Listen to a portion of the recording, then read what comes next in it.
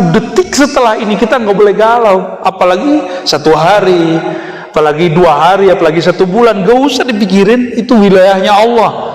Wilayah Allah jangan coba-coba dimasuki. Masih gaib sama kita. La ya'lamul ghaiba illallah, kecuali dikasih tahu, disirkan Allah dalam kalbu kita. Adab kalau salah menyebut ma'rifat harus syahadat ulang. Nggak boleh, nggak harus syahadat ulang. Salah nih nyebut tentang Allah, Allah nggak adil, langsung syahadat ente. Dihentakkan ke dalam jantung supaya tembusnya tidak hanya di jantung tapi masuk ke dalam kolbu. Itulah zikirnya Syekh Ahmad Khatib Sambas, Qadiriyah Naqsyabandiyah. Sudah tenang kolbunya, dihentak, cukup zikir khafi, habis kalimah, sisalah ismul jalalah, Allah, Allah, Allah.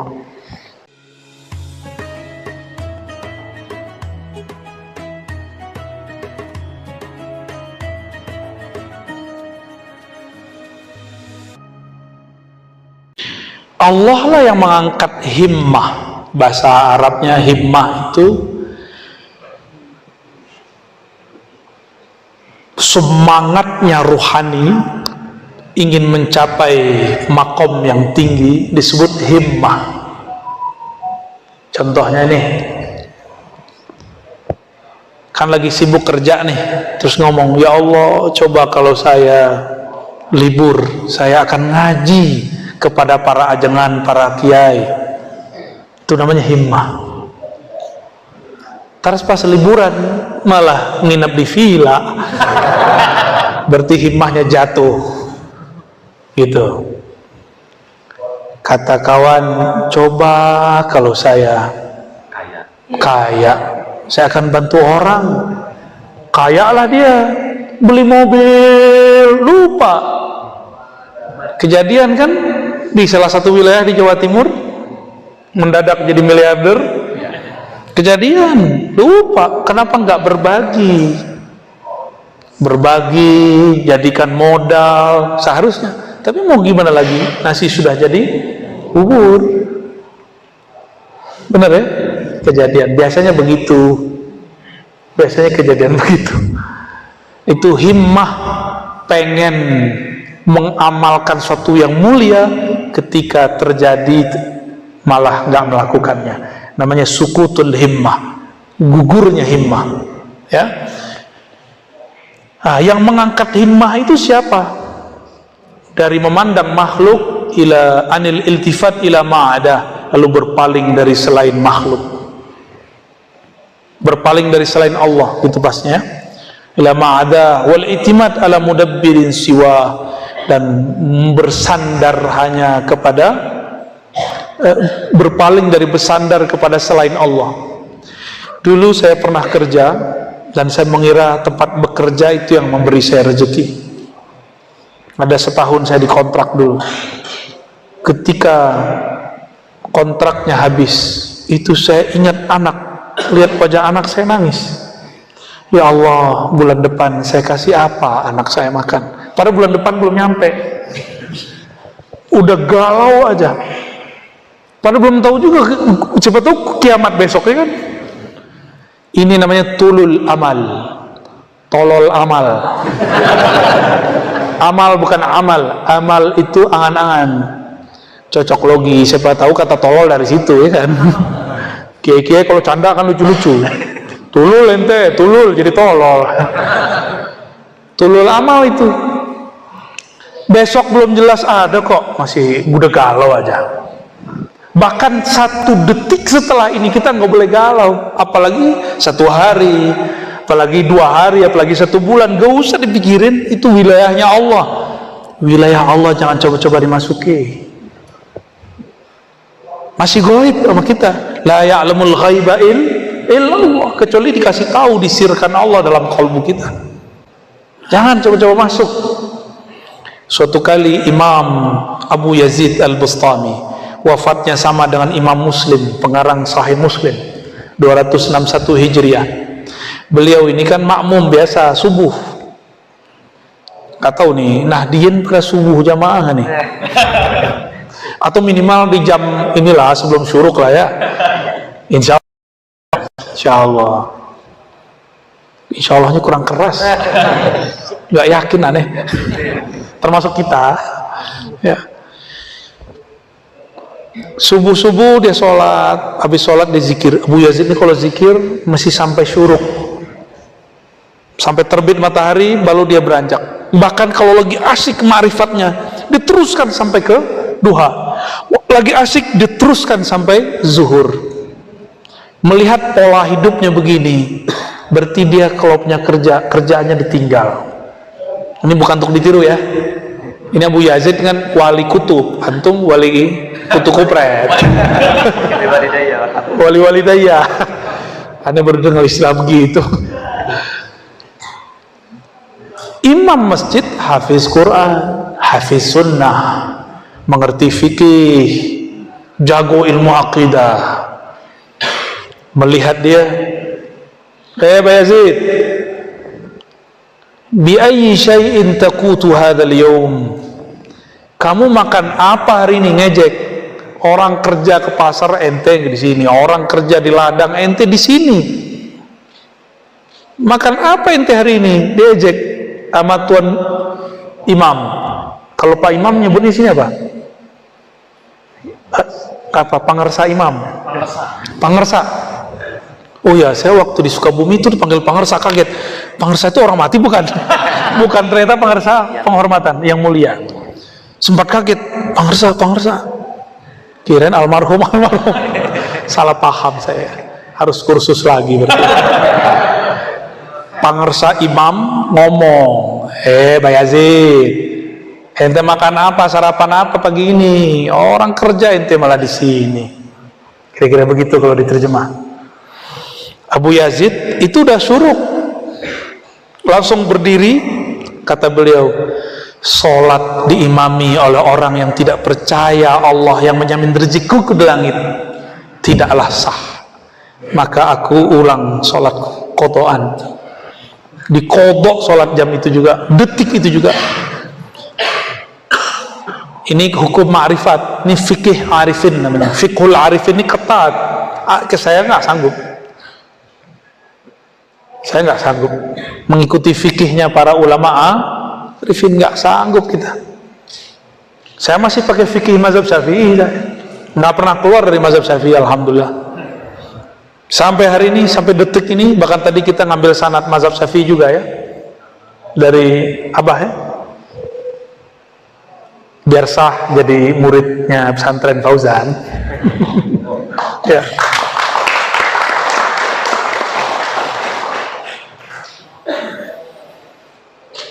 Imam Abu Yazid menganggap sholat tidak sah dipimpin oleh orang yang tidak yakin bahwa Allah Maha Razzaq. Beratnya tuh. Maka antum jangan sok-sokan ngomong ma'rifat lah ya.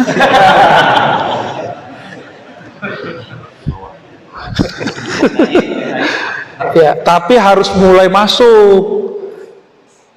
Karena syariat itu sempurnanya dengan ma'rifat. Harus mulai masuk, nggak boleh nggak.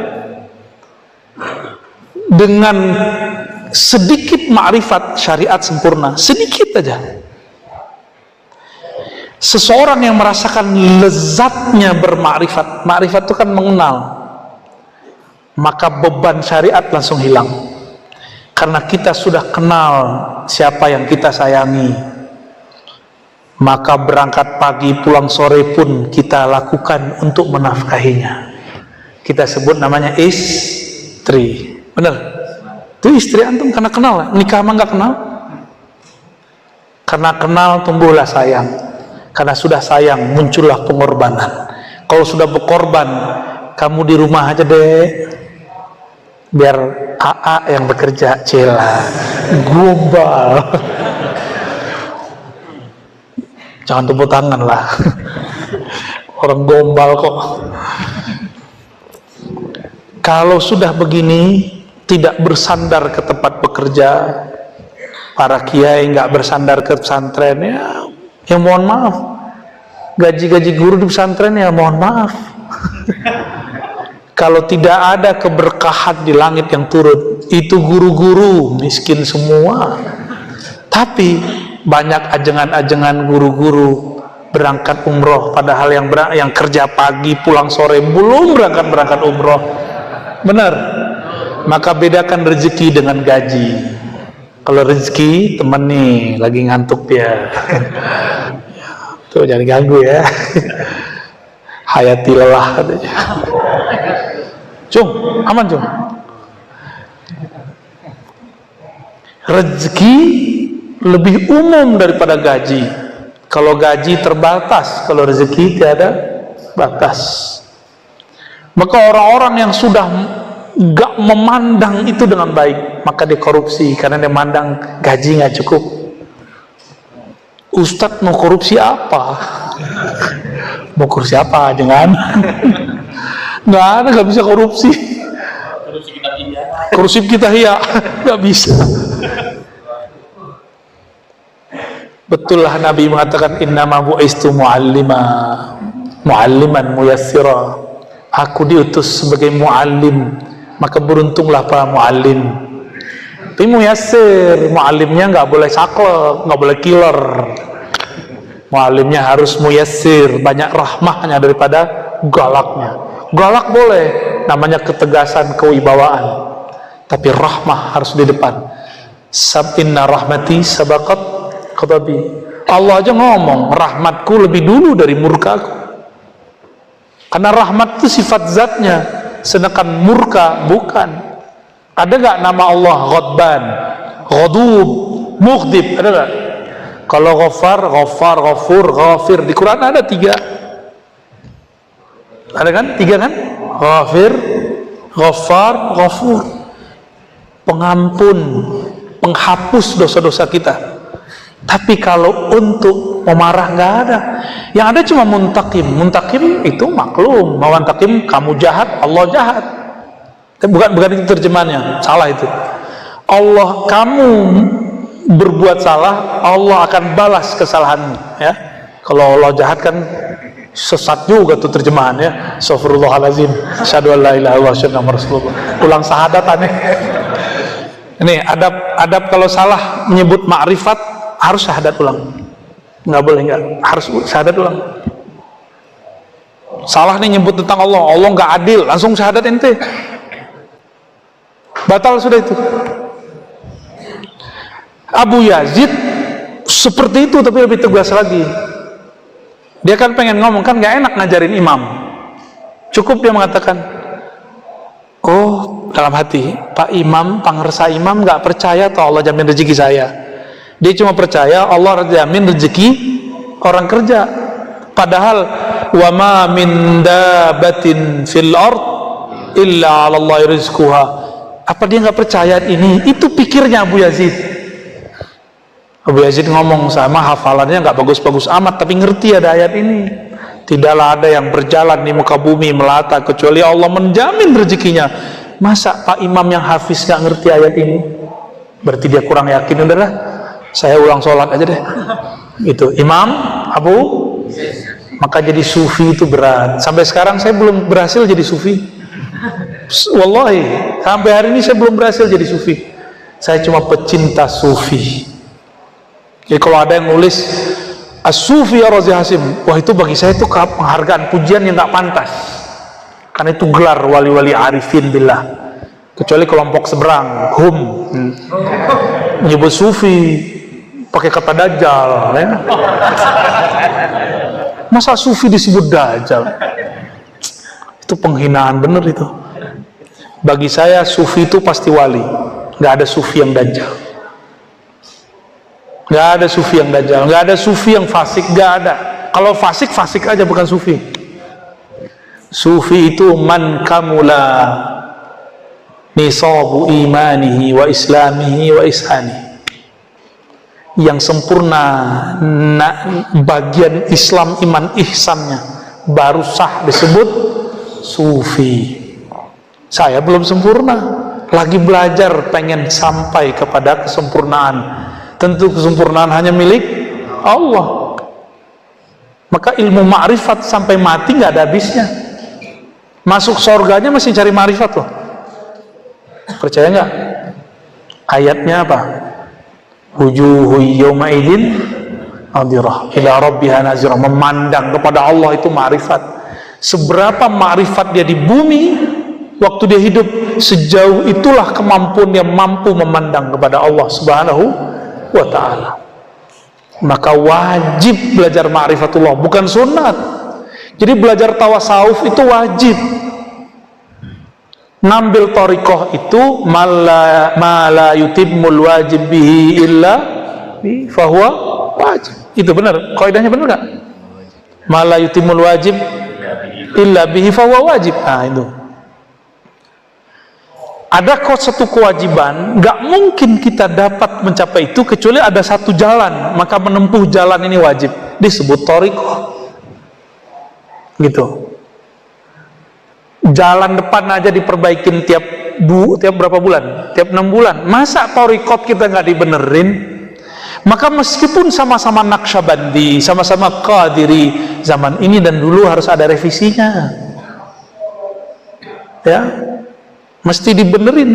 Orang dulu belum ada namanya kerja dari jam 8 sampai jam 5, belum ada. Maka sekarang para mursyid harus meramu kembali bagaimana zikir yang cocok untuk para karyawan, para teman-teman ini, aparat ini, biar nggak jadi keparat kan. Ya, harus belajar ilmu ini. Maaf Pak John ya. Cuma aneh yang berani ngomong gitu, mancung nggak berani. Serius. Kita ini kan sama aja di hadapan Allah. Yang Allah pandangkan kolbu. Saya duduk di atas sekarang bukan berarti saya lebih tinggi, enggak. Ini karena tadi udah duduk sini aja, mau turun nggak enak. Malu juga mau turun lagi. Baik. Kalau sudah begitu, sudah nggak memperhatikan, jadi batinnya tidak lagi pengertian makhluk, matamu kepada alam, kolbumu kepada Rabbul Alamin. Begitu. Kunyahlah nasi, tapi hatimu memandang yang menciptakan nasi.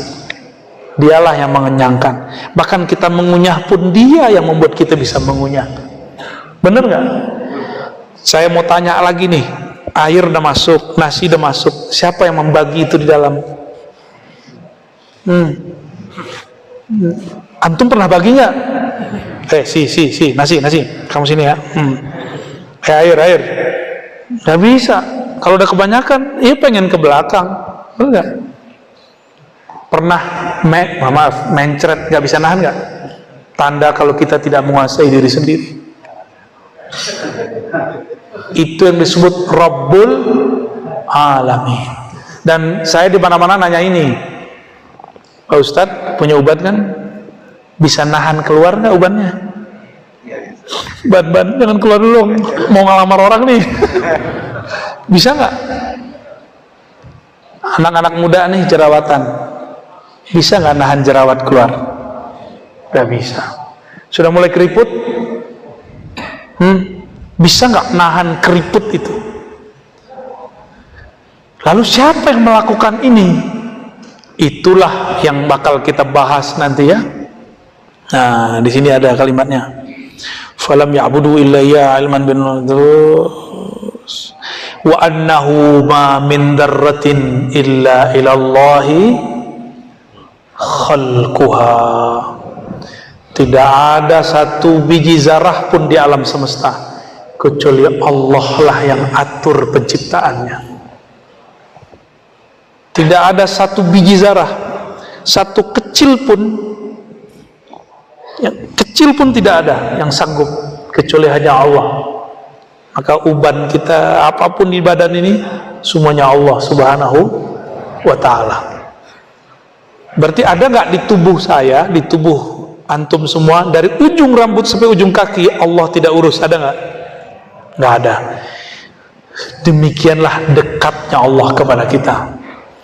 Kalau saya pegang-pegang ini, berarti saya dekat nggak sama barang ini? Allah bilang, itu kolbumu aku yang bolak-balik. Berarti dekatnya Allah sama kolbu sedekat benda dibolak-balik oleh tangan. Tapi kata Imam Ghazali, cukup sampai di situ, jangan dijelaskan lagi. Ya, nggak boleh diterusin. Berarti udah dong ngajinya. Ya. Wa ma min dabatin illa 'ala Allah rizquha falamma tahaqqaqu annahu li rizqi ibadi dhaminun bi kafilun tawakkalu 'alaihi faqulu hasbunallahu wa ni'mal wakil. Ketika orang bermakrifat mesti ada zikirnya, maka mustahil orang ngomong makrifat nggak punya wiridan. Ngomong makrifat nyerocos tapi nggak sholat, nggak mungkin. Dia ngomong makrifat tapi nggak punya wirid, nggak mungkin, mesti ada wiridnya. Dan wiridnya orang bertawakal itu dua, hasbunallah wa ni'mal wakil, dan yang kedua la ilaha illallah. Dan teman-teman pasti sudah dapat sanad talqinnya, bagaimana cara menghentakkannya dalam kolbu. Kok dari pusar ke ubun-ubun ke bahu kanan dihunjam ke jantung? Kan mirip-mirip sama agama sebelah tuh ya, ya plus tapi panjang ke bawah ya, nggak beda, ini beda. Kenapa mesti pakai titik itu? Supaya pikiran nggak liar, maka dibatasi dengan titik-titik latifah. Itu namanya titik latifah. Pusar sama dada ini sama-sama disebut akhfa. Pusar dan dada. Tapi sebagian orang coba gelitikin pusarnya, merinding nggak badannya? Maka sebagian ulama kita mengatakan ubun-ubun dan pusar itu satu titik. Maka kullu jasad, zikir kullu jasad bisa dimulai dari ubun-ubun, bisa dimulai dari pusar secara fisik. Nah, itu perbedaan ahli thariqah ya, perbedaan manhaj. Makanya dimulai zikir la dari pusar, digetarkan dari situ. Masuk ke alam ini alam apa di sini? Alam khayal, alam fikiran, supaya fikiran kita tidak memikirkan, selain makna dibawa ke bawah kanan, supaya dia bisa seperti orang kalau mau memukul, dia perlu ini nggak, tarik ke belakang nggak? Nah itu namanya apa tuh? Ancang-ancang. Jadi dibawa ke kanan itu ancang-ancang. Ngawahan. Ah, dapat kosakata baru lagi. Dia ngawahan untuk dihentakkan ke dalam jantung, supaya tembusnya tidak hanya di jantung tapi masuk ke dalam kolbu. Itulah zikirnya Syekh Ahmad Khatib Sambas, Qadiriyah Naqsyabandiyah. Sudah tenang kolbunya, dihentak, cukup zikir khafi, habis kalimah, sisalah ismul jalalah, Allah, Allah, Allah. Ya. Kemudian Allah ini diturunkan lagi jadi hasbunallah wa ni'mal wakil. Jadi orang baca Allah bisa maknanya cukuplah Allah, cukuplah Allah. Maulana Imam Shibli, murid Imam Junaid, kawan Halaj diperkarakan, Shibli aman, padahal pengalamannya 11-12. Sama-sama mengalami yang dialami Syekh Siti Jenar, persis sama. Tapi Syekh Shibli, Imam Shibli menahan-nahan, Imam Halaj tak tertahan. Nah itu bedanya. Halaj sama Syekh Siti Jenar. Syekh Siti Jenar sama Sunan Kalijaga kan makomnya sama, tapi Sunan Kalijaga bisa menahan karena mursyidnya beliau Sunan Bonang, ahli syariat, ahli hakikat. Jadi dengan syariat yang ketat, gejolak di batinnya itu tentang ma'rifatullah itu bisa dia tahan. Itu Sunan Kalijaga. Syekh Siti Jenar enggak, dia bersyariat tapi ma'rifatnya lebih dominan. Udah jadilah, tapi nggak seperti di film-film Sunan apa Wali Songo ya, itu Wali Songo-songoan itu. Tapi bolehlah menghibur. Senang juga kita nontonnya dulu waktu kecil. Zikir itu sama la ilaha semua boleh ya. Lalu di mana orang berzikir? Nah, ini di bayan haqiqatit tauhid alladzi aslut tawakkul. Jadi tawakal itu ada ilmunya, ada amalnya, ada halnya. Ilmunya tasdik, bermakrifat. Amalnya kita ada usahanya, ada zikirnya, halnya nanti ada lain lagi ya. Coba lihat di paragraf 1, 2, 3. Nah, fanaqulu di ujung paragraf kedua. Fanaqulu lit-tauhid arba'u maratib. Ini bagian akhir yang mau saya bahas ya. Tauhid itu ada 4 tingkatan. Ketemu nggak? Ya. Lit-tauhid arba'u maratib. Tauhid ada 4 martabat. Masih kuat? Masih kuat? Dikit lagi ya, dikit lagi. Udah jam 10. Yang nggak kuat mungkin teman-teman saya ini. Antum kuat nggak? Kuat. Oke, kita lanjut ya. Hajar terus. Hajar aswad. Tauhid itu nggak ada batasnya. Tapi akal kita butuh analog, butuh pembagian. Maka mesti dibagi. Imam Ghazali kasih pembagiannya. Itu inti dari lafaz sebelumnya. Jadi lafaz sebelum kalimat yang barusan intinya itu. Tauhid itu ibarat lautan samudra tapi tidak punya tepian. Kata orang dia udah nyampe, belum. Ini antum nih kalau meninggal ketemu Syekh Ahmad Khatib Sambas, tanya sama beliau, apakah engkau sudah sampai kepada ujung ma'rifat? Dia bilang belum, masih jauh lagi. Pasti ngomong begitu. Kalau nggak percaya ntar saya bawa. Antum duluan ya, ada belakangan aja deh. Abu Yazid ngomong bersama. Karena dalam ma'rifat itu satu nih, bismillah.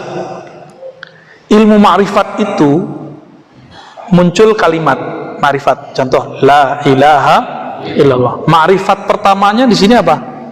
Martabah pertama yang disebut lub ya. Ayyakul al-insan bilisani la ilaha wa qalbu ghafilun. Ini ma'rifat munafik. Berkata seorang manusia dengan lisannya la ilaha, tapi kolbunya lalai. Ini makrifat munafik. Bahkan munkirun lahu katauhidil munafiqin. Ya, kalau ghafil disebut tauhidul ghafilin. Jadi kita bedakan dua. Ghafilin dia lalai, berarti kolbunya berpenyakit, masih bisa disembuhkan. Tapi kalau sudah munafiqin, la dawa alaih, nggak ada lagi obatnya. Kalau sudah kena cap munafik nggak bisa diapa-apain. Tapi kalau baru nifak sughra, ghafil namanya, ghafilun ya. Ini ma'rifat siapa? Nah, orang-orang inilah yang ngomong la ilaha illallah itu berat ya, zikir itu susah ya. Tuh hati-hati, jangan ngomong begitu lagi. Itu munafik yang ngomong begitu. Kalimah ini emang berat.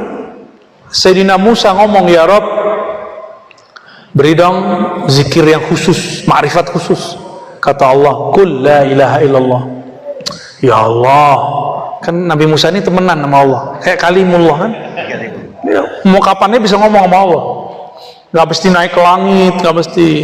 Kan Tuhannya Nabi Musa bisa diakses di mana-mana. Kalau Tuhannya seberang enggak. Naik dulu deh. Apa kata Nabi Musa? Ya Allah, tak khusni. Khususkan dong. Khusani bizikrin. Zikir khusus dong. Apa jawaban Allah?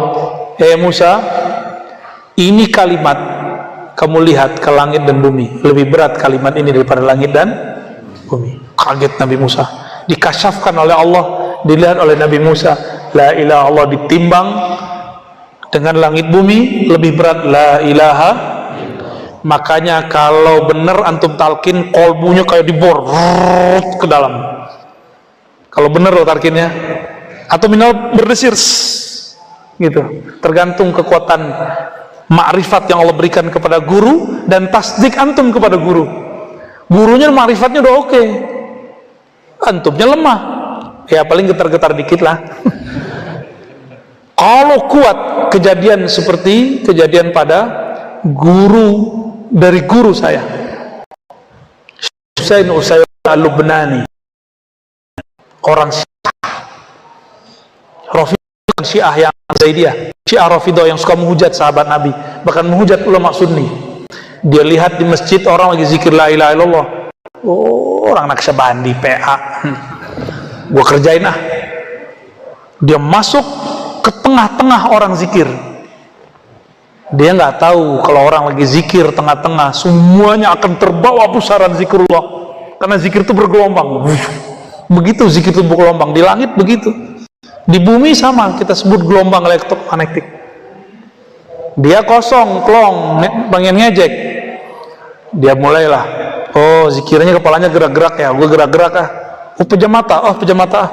Dimulailah la ilaha, pas illallah, dia belum baca Allah udah hilang. Tiba-tiba dia diperjalankan oleh Allah antara sadar dan tidak sadar, dia mati, masuk alam barzakh, digemplang sama Munkar Nakir. Lu ngejek orang zikir terus panjang lama nunggu, lalu bangkit, hari berbangkit, sampailah dia dihisap semuanya, dan dia menyaksikan kalimah yang paling berat, salah satunya la ilaha, sampai semuanya. Di situ kemudian orang selesai la ilaha illallah Muhammadur Rasulullah SAW, baru dia sadar. Orang cuma zikir sekitar setengah jam, 15 menit, 20 menit, tapi pengalaman rohani dia sudah sampai ke alam sana. Coba-coba dia, nah, itu karena pusaran zikirnya kuat. Gak bisa renang, jangan coba masuk arus, tenggelam mente. Untung diselamatin, mursyidnya selamatin dia. Makanya dia salam langsung ke mursyidnya, cium tangan, mohon maaf Tuan Syekh, aku sudah berniat buruk kepada majelis engkau, izinkan aku belajar hadis. Kata Tuan Syekh, diizinkan, tapi syaratnya kamu belajar dulu nahwu shorof. Itu orang udah tua, baru belajar alfiyah, 6 bulan khatam alfiyah baru boleh belajar hadis. Kalau sekarang nggak usah tinggi-tinggi, ujurumiyah aja deh, benerin, baru belajar hadis ya. Baik, ini makom pertama. Makom kedua, ayusaddiq bima'na al-lafzi qalbuhu, ayusaddiqa bima'na al-lafzi qalbuhu kama saddaqa bihi umumul muslimin wa huwa i'tiqadul awam. Lisannya baca, qalbunya membenarkan, dan itu juga capek. Tidak ada Tuhan selain Allah, tidak ada yang bersembah kecuali Allah. Ini namanya zikir ahli kalam, ahli sifat 20 sampai di sini doang. Sifat 20 versi akal ya, bukan sifat 20 versi ma'rifat. Jadi kalau ada ahli kalam, ahli zikir, ahli kitab Sanusi, kitab Fathul Majid, kitab Aqidatul Awam ya, dan sejenisnya itu, kalau dia belum talqin zikir,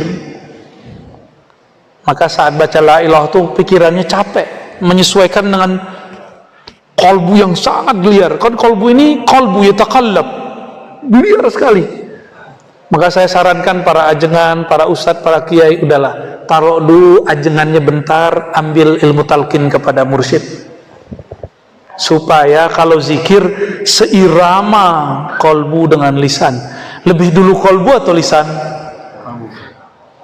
Aslul kalam ma fil fuad, yang diterjemahkan di lisan itu awalnya di sini, maka mulai zikir itu di sini. Itulah rahasia kenapa ayat kursi dimulai dengan Allah, bukan la ilaha. Allahu la ilaha illa huwal hayyul qayyum. Allah isbat namanya, diisbat dulu nama Allah di kolbu, baru baca nafi la ilaha illallah. Kalau sudah isbat masih butuh nafi nggak perlu. Itulah maqam Imam Shibli ketika orang bilang, Shibli, ente udah sakarat, baca la ilaha Allah. Kata dia, nggak perlu, saya sudah sama Allah, saya sudah sama yang punya nama. Maka dia zikirnya Allah. Allah meninggal. Banyak orang yang meninggal dengan zikir itu aman, karena itu disebut ruh la ilaha illallah, Allah Allah. Spirit intinya zikir la ilaha illallah ada pada lafaz Allah Allah. Kata kawan zikirnya bid'ah, ya sudah, ente aja yang makan itu. Ya. Yang ketiga, ayyushahida dzalika bi tariqil kashaf harus kasyaf dulu. Nggak boleh kalau nggak kasyaf. Dibuka dulu qalbunya oleh Allah, pemahamannya oleh Allah. Apa itu? Biwasitati nuril haq, dengan nur dari Allah. Wa maqamul muqarrabin, ini sudah makomnya para wali muqarrabin. Jadi syaratnya apa? Kasyaf. Bi ayyara asya katsira walakin yaraha ala qasratiha sadiratun anil wahidil qahhar. Dia melihat alam, tapi yang terlihat oleh dia sumbernya. Maka zikirnya, di halaman setelahnya nanti ada, tapi saya ringkas saja. Zikirnya adalah lisan baca la ilaha illallah, batinnya la fa'ila illallah, atau kullu syai'in sadirun anillah. Itu maknanya. Baca tiada Tuhan selain Allah dengan lisan, tapi batinnya mengatakan tiada yang berbuat kecuali Allah. Nah, apapun yang terjadi sama kita. Ini sekarang antum kalau lihat ada orang yang mengingkari kajian ilmu ruh yang saya buka. Itu siapa yang mengizinkan terjadi itu? Allah. Mungkin teguran bagi saya, kurang tepat menyampaikannya, atau memang dia yang salah paham. Harus sama-sama insaf, ya. Jadi kita nggak boleh marah juga orang ingkar kepada kita. Siapa tahu kita salah ibarat, ya bisa jadi. Atau dia yang salah mustalahat, salah memahami istilah, ya. Jadi kita nggak boleh mengatakan ini apa. Kita lihat peran Allah di situ. Ciri-ciri orang yang sudah sampai di makom ini insaf. Apa arti insaf bahasa Arab? Sadar diri, tidak pernah menyalahkan orang. Biasanya begitu. Mulai muncul kesadaran batin. Dan yang kedua, rahmah. Orang ini rahmahnya lebih besar daripada bughutnya, bencinya. Orang ini husnuzonnya lebih tinggi daripada su'zonnya. Nah ini. Dan orang-orang makom ini tidak berbicara kecuali dengan ma'rifat. Ini aja sudah 7 samudra, nggak habis-habis menceritakannya. Tapi kita cut sampai di situ. Dan terakhir Ghazali mengatakan, alla yara fil wujudi illa wahidan. Ini makamnya disebut siddiqin, tusammihi sufiyya al-fana fit tauhid. Bihaitsu la yara min haitsu la yara illa wahidan fala yara nafsahu aidan. Makanya Imam Ghazali nggak pernah mengkafirkan Hallaj ini. Karena saya seorang pengikut Ghazali, saya tidak mengkafirkan Syekh Siti Jenar, karena ini babnya. Apa maknanya? Makom yang keempat itu, ketika dia baca la ilaha illallah, maknanya tiada yang dia pandang di alam ini kecuali hanya sang, bukan ahad, wahid. Ya? Wahid itu manifestasi apa? Terjemahan manifestasi itu apa tuh Aceh Umar? Pengejauhan tahan. Pengejauhan tahan Allah Al-Wahid, yang maha satu, bukan ahad. Kalau ahad, itu lebih gawat lagi, itu nomor 5. Kan ini masih 4. Ini kalau saya tambahkan, boleh ditambahkan, itu nomor 5, tapi enggak, kita tahan-tahan dulu. Ditahan-tahan dulu, tuh udah kebuka dikit kan. Ilmu ma'rifat berkembang terus, nggak ada yang nggak berkembang terus. Inilah yang disebut musyahadah. Kalau tadi muka syafah di langit, bumi. Kalau musyahadah arash. Disebut siddiqin. Maka orang ini mau dia bergelimang maksiat apapun, pasti Allah selamatkan nanti. Tapi kalau yang makom ketiga masih bisa tergelincir, makanya ada wali dipecat. Serius, ada wali dipecat. Ketika ada melanggar adab-adab rohani, syak, ragu, suul adab kepada guru, wah udah lengkap kena dia. Ketika dia tergelincir, disamber sama jenderalnya iblis, jadi jenderal juga di sana. Dia angkat jadi gubernur di sana. Gawat nggak? maka wajib hormat kepada mursyid. Bersanad, maka saya tidak jamin orang tidak bersanad, nggak bisa tahu nanti gimana, apalagi dia belajar kepada yang memberinya ilmu. Saya nggak tahu nasib dia gimana itu, ya. Habis contohnya, sabang saya dikit lagi, ya. Li'annahu min haitsu la yara illa wahidan fala yara nafsahu aidan. Orang ini jangankan makhluk, dirinya aja dia nggak lihat. Inilah makomnya Al-Hallaj, Syekh Siti Jenar. Maka Al-Hallaj nggak lihat dirinya. Maka yang ngomong anal haq bukan dia saat itu, tapi lidahnya dipinjam oleh sang dia, Allah Subhanahu. Maka itu disebut wajhur rububiyah. Rububiyahnya Allah bertajalli pada tubuhnya, bukan pada tubuh, pada dirinya Hallaj. Ghazali faham itu, maka Ghazali, kalau boleh dikalamkan, Ghazali ngomong begini: seandainya aku qadi pejabat zaman itu, aku tidak akan fatwakan sesat Al-Hallaj, aku tidak akan bunuh Al-Hallaj.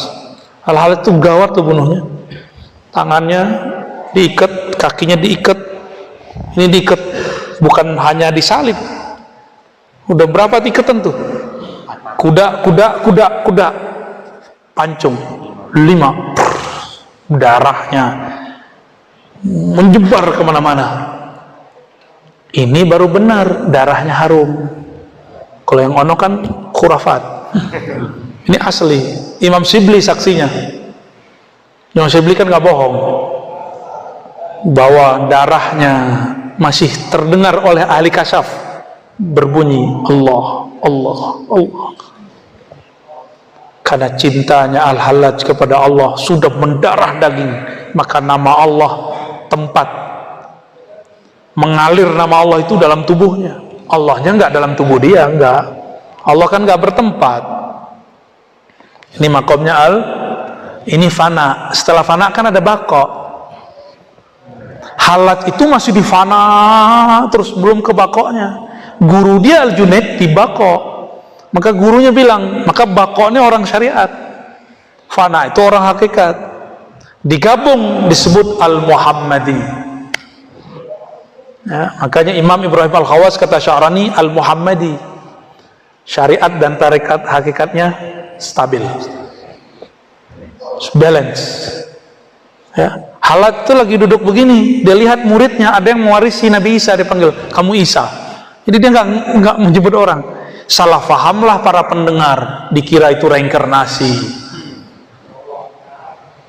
Padahal dia nggak ngomong reinkarnasi, dia ngomong kamu pewaris Nabi Isa, tapi dia bilang langsung kamu Isa, kamu Musa, kamu. Itu kejadian pada zaman Al-Hallaj. Disebutkan kisahnya oleh Imam Zahabi dalam Syiar A'lamin Nubala. Imam Zahabi punya dua pendapat, ada yang baiknya, ada yang negatifnya.